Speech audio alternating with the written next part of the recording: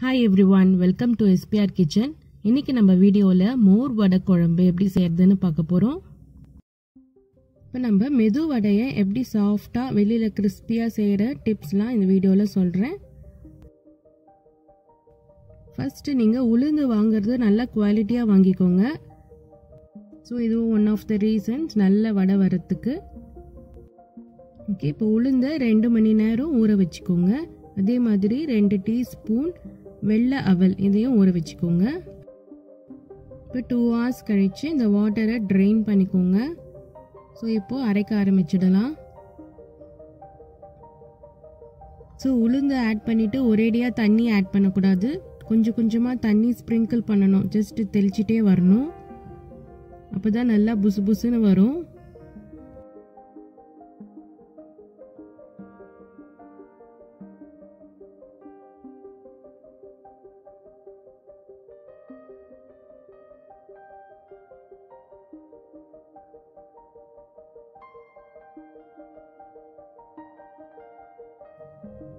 இப்போ நம்ம ஊற வச்சிருந்த வெள்ளை அவலை ஆட் பண்ணிக்கலாம். கொஞ்சம் கொஞ்சமாக தண்ணி தெளிச்சுட்டே வாங்க. இப்போ 1 கப் உளுந்து எடுக்கிறீங்கன்னா அதே கப்பில் ஒரு 3/4 1 கப் வரைக்கும் தண்ணி எடுத்துக்கோங்க. அதுவே போதுமானது. இப்போ பார்த்தீங்கன்னா நல்லா புசு புசுன்னு வந்திருக்கு. இன்னும் ஒரு 5 minutesல ஆஃப் பண்ணிக்கலாம். இப்போ என்னோட கிரைண்டர் 25 minutesல அரைச்சிடுச்சு. இதுதாங்க கரெக்டான பதம். இப்போ உளுந்து எடுத்துட்டு கையில் கொஞ்சம் தண்ணி தொட்டுக்கோங்க. இப்போ தொட்டிங்கன்னா உங்களுக்கு கையில் எதுவுமே ஒட்டக்கூடாது. சும்மா பால் மாதிரி அப்படியே வழுக்கிட்டு போகும். வெண்ணெய் மாதிரி சாஃப்டாக ஸ்பாஞ்சியாக இருக்கும். ஸோ இதுதான் இந்த கரெக்டான பதத்தில் எடுத்துருங்க. நெக்ஸ்ட் நம்ம வடை மாவு ரெடி பண்ணிக்கலாம். அதில் 1 டீஸ்பூன் உப்பு ஆட் பண்ணிக்கோங்க. 2 டீஸ்பூன் துருவி வச்சிருக்கிற இஞ்சி, ஒரு 3 பச்சை மிளகாய் பொடியாக கட் பண்ணிக்கோங்க. 1 வெங்காயம் நல்லா ஃபைனாக சாப் பண்ணிக்கோங்க. 1 பிஞ்ச் பேக்கிங் சோடா, கொஞ்சம் கருவேப்பிலை, கொஞ்சம் நிறைய கொத்தமல்லி இலைகளை ஃபைனாக சாப் பண்ணி ஆட் பண்ணிக்கோங்க. ஸோ இப்போ இது எல்லாத்தையும் மிக்ஸ் பண்ணிக்கலாம்.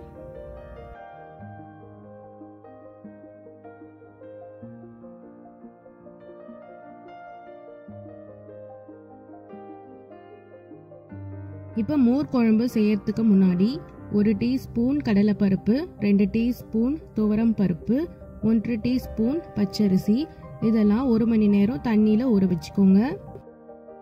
இப்போ ஒரு பேனில் குக்கிங் ஆயில் ஆட் பண்ணிக்கோங்க. Coconut oil best.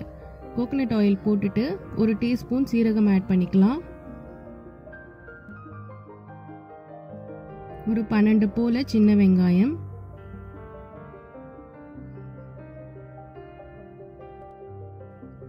2 பூண்டு, 2 பெரிய துண்டு இஞ்சி. நான் இஞ்சி கட் பண்ணி ஆட் பண்ணியிருக்கேன். 5 பச்சை மிளகா. எனக்கு சின்ன சின்னதாக இருக்கிறதுனால நான் 10 ஆட் பண்ணியிருக்கேன்.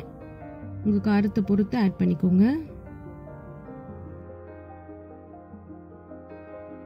இப்போ இது எல்லாத்தையும் நல்லா வதக்கிக்கலாம். ஃபைனலாக 1/4 கப் தேங்காய் ஆட் பண்ணிக்கோங்க. ஒரு 2 minutes சாட் பண்ணிவிட்டு ஆஃப் பண்ணிக்கலாம்.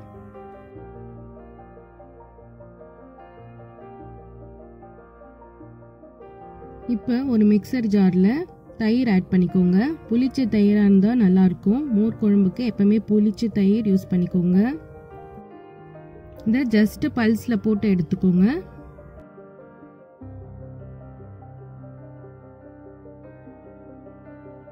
நெக்ஸ்ட் நம்ம வதக்கி வச்சிருந்தோம்ல, அது சூடு ஆறுனதும் மிக்சர் ஜாரில் போட்டு நம்ம ஊற வச்சிருந்த பருப்பு எல்லாத்தையும் ஆட் பண்ணிக்கலாம். பச்சரிசி, கடலைப்பருப்பு, துவரம் பருப்பு. ஸோ இதெல்லாம் ஆட் பண்ணுறதுனால மோர் குழம்பு நல்லா டேஸ்ட்டாக இருக்கும், திக்காக இருக்கும். இப்போ இதை கொஞ்சம் கொஞ்சமாக தண்ணி விட்டுட்டு நல்லா ஃபைன் பேஸ்ட்டாக அரைச்சிக்கோங்க. இப்போ ஒரு பேனில் தேங்காய் எண்ணெயை சூடு பண்ணிவிட்டு 1 டீஸ்பூன் உளுத்தம் பருப்பு,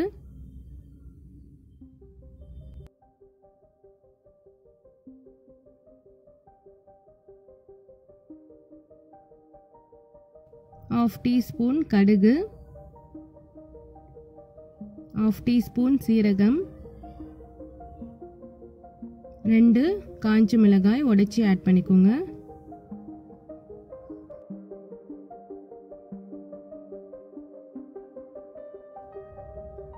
கொஞ்சமா கறிவேப்பிலை இலை. இப்போ இதை நல்லா சாட் பண்ணிட்டு லோ ஃப்ளேமில் வச்சுக்கலாம். நெக்ஸ்ட் கிரைண்ட் பண்ணி வச்சிருந்த பேஸ்ட் ஆட் பண்ணிக்கலாம். அதுக்கப்புறமா மோர் ஆட் பண்ணிக்கலாம். இப்போ நல்லா மிக்ஸ் பண்ணி விடுங்க. லோ ஃப்ளேம்லேயே இருக்கணும், அப்போ தான் கட்டாமல் இருக்கும்.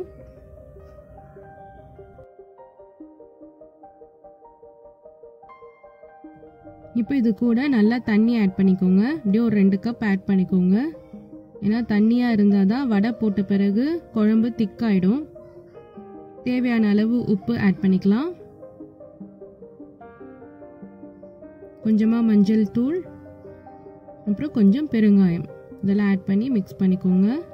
லோ ஃப்ளேம்லேயே நல்லா பாயில் ஆகட்டும்.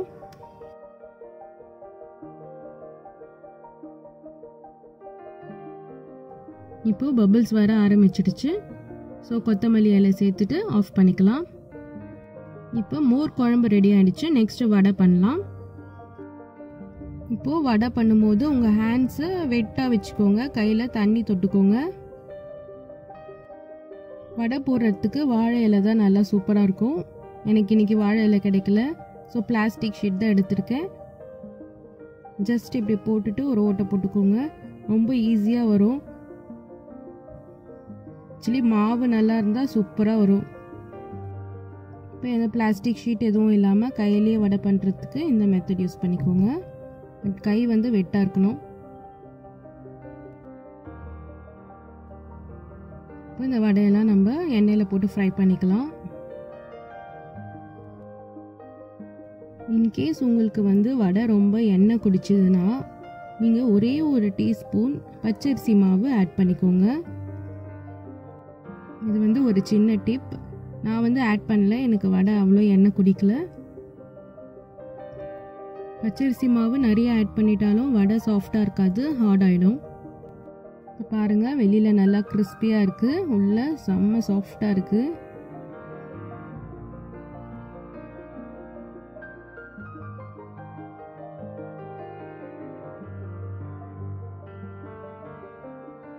இப்போ இந்த வடையெல்லாம் நம்ம ரெடி பண்ணி வச்சுருக்கிற மோர் குழம்புல ஆட் பண்ணிக்கலாம்.